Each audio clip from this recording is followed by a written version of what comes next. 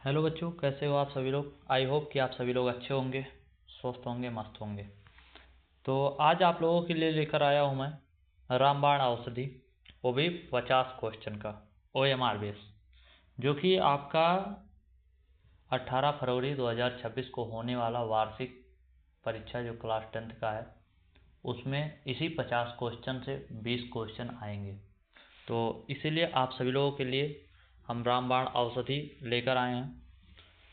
तो आप लोग जो है अभी तक अगर नहीं देखे हैं तो इस YouTube चैनल पे teaching bye Himanshu sir search कीजिएगा YouTube पे, और यहाँ जाके 50 क्वेश्चन ये जो है मोस्ट इम्पॉर्टेंट पेपर देने से पहले एक बार देख के चले जाइएगा। आप लोगों को गारंटी के साथ बता रहे हैं कि 20 में से 20 OMR का जो क्वेश्चन होगा वह आपका कहीं नहीं जाएगा। तो चलिए शुरू करते हैं इस क्वेश्चन को हल करने के लिए। तो स्टार्ट कर रहे हैं आप लोगों के लिए 50 क्वेश्चन की लड़ाई। पहला क्वेश्चन कह रहा है आचार्य रामचंद्र शुक्ल किस युग के लेखक हैं। तो आपका यहाँ ऑप्शन हो जाएगा ऑप्शन ए शुक्ल युग। दूसरा गवन की विधा है, इसका राइट आंसर हो जाएगा आपका ऑप्शन सी उपन्यास। तीसरा कह रहा है कंकाल के लेखक हैं, ऑप्शन नंबर बी आपका जयशंकर प्रसाद हो जाएगा राइट आंसर। चौथा है कलम का सिपाही कृत है, तो कलम का सिपाही जो कृत है वह अमृत राय की है, अमृत राय इसका राइट आंसर हो जाएगा चौथे का डी। पांचवा कह रहा है शुक्ल युग की समयावधि है, तो जो शुक्ल युग की समयावधि है वह ऑप्शन बी हो जाएगा आपका 1919 से लेकर 1938 तक, यह शुक्ल युग की समयावधि है। छठवां क्वेश्चन कह रहा है साकेत रचना है, तो साकेत आपका option number D Maithili Sharan Gupt की रचना है। सातवां है महादेवी वर्मा कवित्री हैं, ठीक, तो इसका राइट आंसर हो जाएगा द्विवेदी युग की है, या किस युग की है द्विवेदी युग, यानी कि सातवें का बी द राइट आंसर हो जाएगा आपका। आठवां है गंगा लहरी रचना है, तो गंगा लहरी आपका ऑप्शन नंबर ए पद्माकर की रचना है, जो पद्माकर जी हैं उनकी रचना है, ठीक। नवे का कह रहा है आधुनिक काल की समय सीमा है, तो आधुनिक काल की समय सीमा आपका राइट आंसर ऑप्शन डी 1843 ईस्वी से लेकर और अभी तक का जो है आधुनिक काल की समय सीमा है। 10वां क्वेश्चन महादेवी वर्मा की रचना नहीं है, तो महादेवी वर्मा की रचना निहार सांद गीत युगांत दीपशिखा, इन चारों में से आपका युगांत जो है ये महादेवी वर्मा जी की रचना नहीं है, यानी कि राइट आंसर आपका ऑप्शन नंबर सी हो जाएगा। 11वां कह रहा है हास्य रस का स्थायी भाव है, तो हास्य रस का स्थायी भाव ऑप्शन बी हास होगा। फिर 12वां कह रहा है पीपर पाप्त सरिस मन डोला उपरोक्त पंक्ति में अलंकार है, तो 12वें का जो ये होगा ऑप्शन नंबर बी आपका उपमा हो जाएगा, ठीक, उपमा अलंकार इसमें है। 13वां है सोरठा छंद में चरण होते हैं, तो सोरठा छंद में जो है उसमें आपके 2 चरण होते हैं, ठीक, ऑप्शन नंबर बी आपका राइट आंसर हो जाएगा।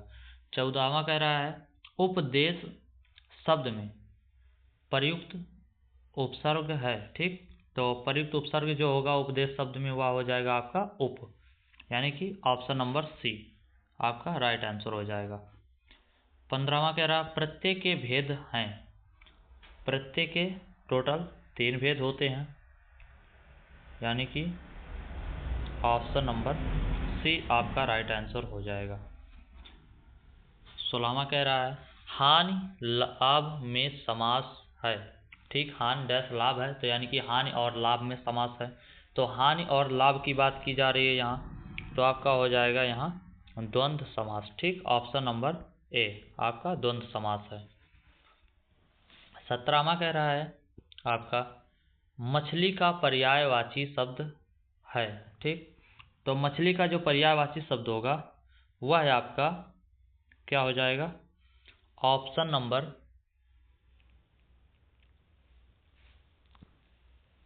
बी हो जाएगा। ठीक, मीन। जो मछली का पर्यायवाची शब्द है वह ऑप्शन नंबर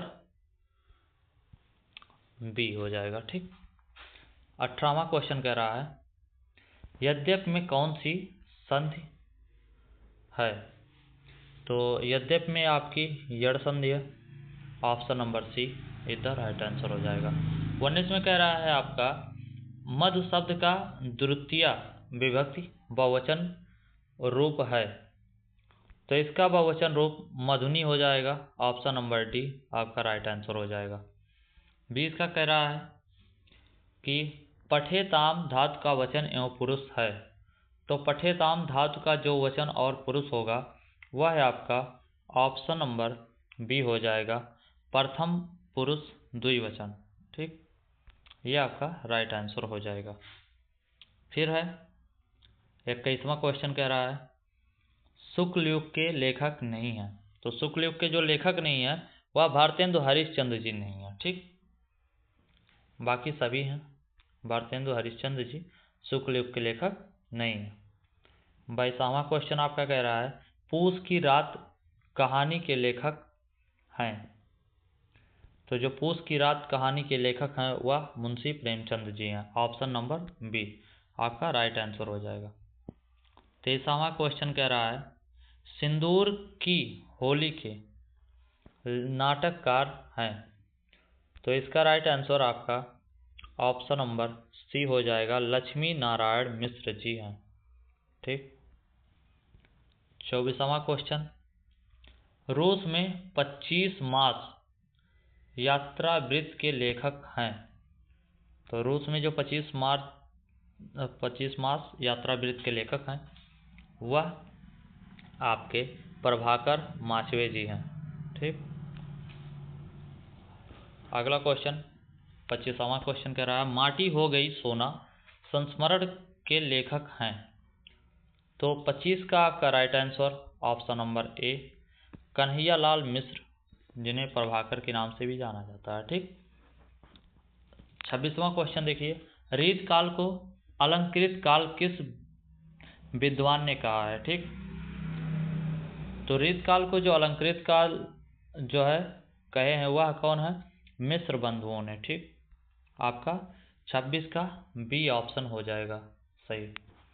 27वां क्वेश्चन है निम्नलिखित में से कौन सी कृत रीतकालीन कवि देव की नहीं है। ठीक, तो इसमें क्या हो जाएगा आपका राइट आंसर हो जाएगा कवि प्रिया जो है या रीतकालीन कविदेव की नहीं है कृत। 28वां क्वेश्चन कह रहा है भारतेंदु युग की विशेषता यानी कि प्रवृत्ति नहीं है। तो इसका राइट आंसर आपका ऑप्शन नंबर सी हो जाएगा, अंग्रेजी शिक्षा का विरोध। 29वां क्वेश्चन 1943 ईस्वी में प्रकाशित तार सप्तक का संपादन किसने किया।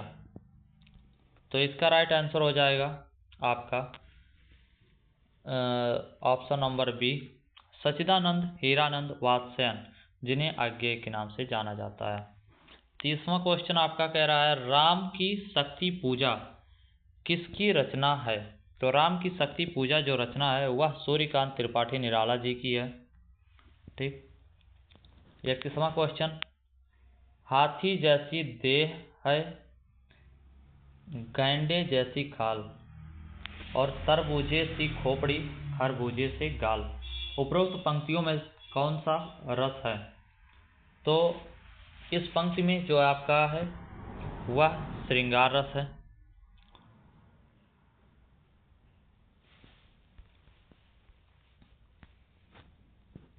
बत्तीसवां क्वेश्चन आपका कह रहा है उस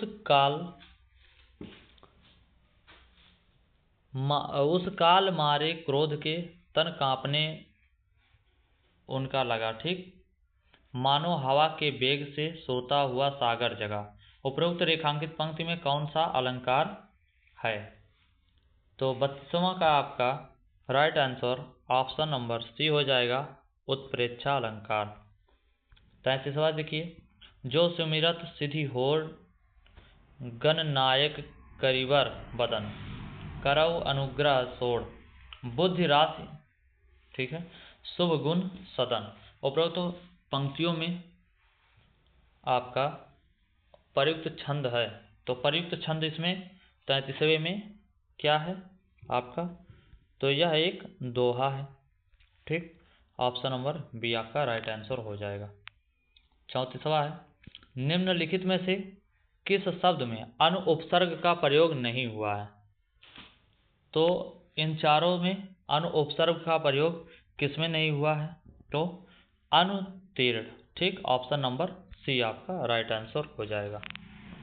35वें का देखिए, नीलकंठ समस्त पद में प्रयुक्त समास है, तो नीलकंठ में जो समास है वह कौन सा समास हो जाएगा आपका?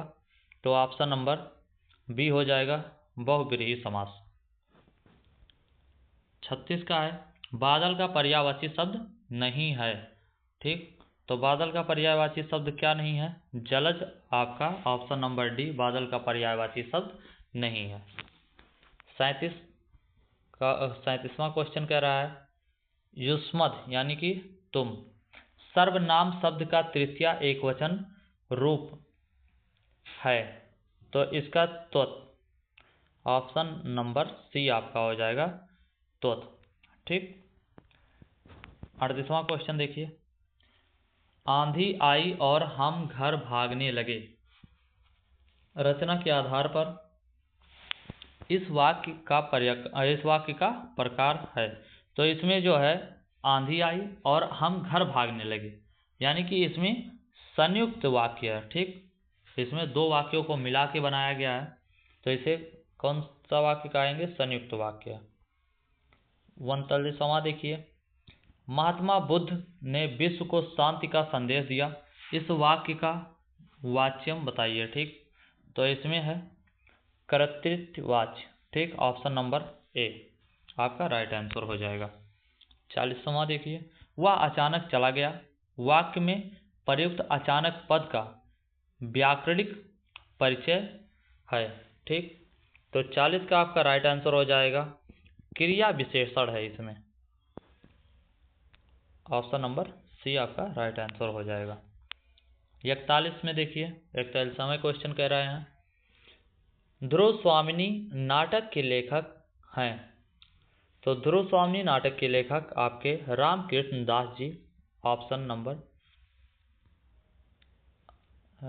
सॉरी एक थोड़ा जो है मिस स्टैंड हो गया है, यहाँ थोड़ा सा गलत हो गया है, ठीक।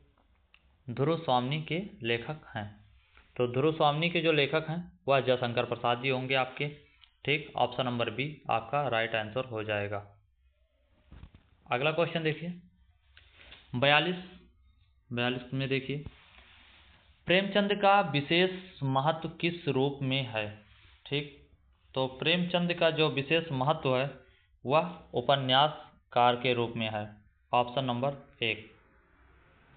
43 क्वेश्चन देखिए, 43वां क्वेश्चन, रानी केतकी की कहानी के लेखक, यह हम आपको बता भी दें कि जो रानी केतकी की कहानी के लेखक हैं ये आपका वेरी मोस्ट इम्पॉर्टेंट क्वेश्चन है, ठीक। वेरी मोस्ट इम्पॉर्टेंट क्वेश्चन है, इसको एक बार आप जरूर ध्यान से पढ़ के जाइएगा, ठीक। ये हर बार पूछा गया है। तो रानी केतकी की कहानी के लेखक कौन है? रानी केतकी की कहानी के लेखक आपके इंसाल्लाह खान जी हैं, ठीक। चलिए अगला क्वेश्चन देखिए, निम्नलिखित में से गद्य की एक विधा नहीं है, तो गद्य की एक विधा क्या नहीं है? तो आपका इसमें उपन्यास, नाटक, एकांकी ये सब गद्य की एक विधा है, लेकिन महाकाव्य जो है ये आपका ऑप्शन नंबर ए आपका गद्य की एक विधा नहीं है, तो 44 का ऑप्शन नंबर ए सही हो जाएगा। 45 देखिए, परीक्षा गुरु, जिस प्रकार से आप रानी केतकी की कहानी को देखे हैं उसी प्रकार से यह भी आप IMP लगा दीजिएगा। ठीक, इम्पॉर्टेंट क्वेश्चन। ठीक, इम्पॉर्टेंट क्वेश्चन परीक्षा गुरु हर बार आया हुआ क्वेश्चन है। ठीक है, इसका ऑप्शन नंबर आपका जो है डी, लाला श्रीनिवास दास जी राइट आंसर हो जाएंगे। ठीक है, परीक्षा गुरु उपन्यास के लेखक हैं तो लाला श्रीनिवास दास। ठीक, ऑप्शन नंबर डी आपका यहाँ राइट आंसर हो जाएगा। फिर आगे देखिए 46वां क्वेश्चन, रामचंद्रिका के रचनाकार हैं। तो रामचंद्रिका के जो रचनाकार हैं वह है आपके केशव जी हैं। ठीक, ऑप्शन नंबर बी। ठीक, देखिए थोड़ा सीक्वेंस देखिएगा तो ए के बाद सी आ गया, सी के बाद बी और बी के बाद डी आया है, तो यहाँ आप पढ़ लीजिएगा कि हम बोल क्या रहे हैं। अगला क्वेश्चन देखिए 47 क्वेश्चन देखिए, तार सप्तक। तार सप्तक भी आपका जो है बहुत इंपॉर्टेंट है। ठीक है, वेरी इंपॉर्टेंट क्वेश्चन है। ठीक, यह आपका वेरी इंपॉर्टेंट क्वेश्चन है। तार सप्तक में कितने कवियों की रचनाएं संकलित हैं। ठीक, तो तार सप्तक में आपके 7 जो है कवियों की रचनाएं संकलित हैं। ऑप्शन नंबर बी आपका यहाँ राइट आंसर हो जाएगा।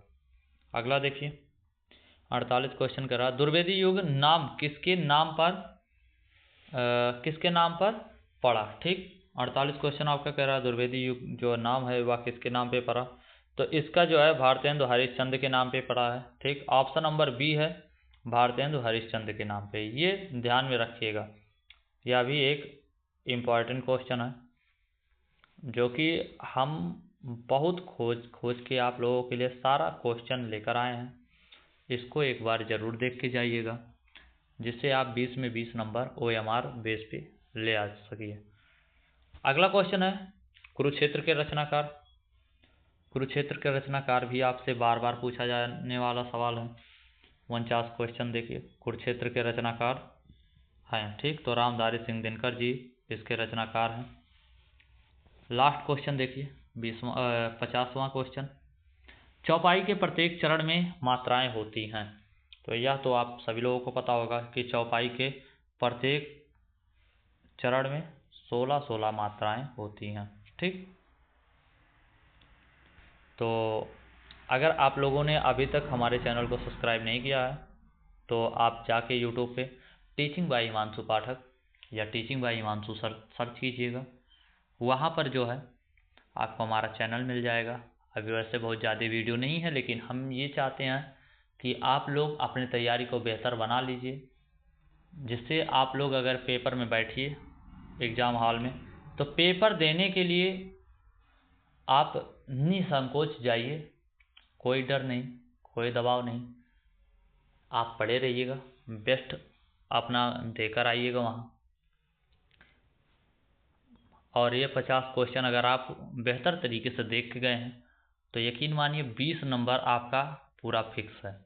ऐसे ही आगे हमसे जुड़े रहने के लिए और अपने तैयारी को बेहतर बनाए रखने के लिए हमारे इस YouTube चैनल को जो है सब्सक्राइब कर लीजिएगा। धन्यवाद, मिलते हैं एक नए वीडियो में आगे आपसे।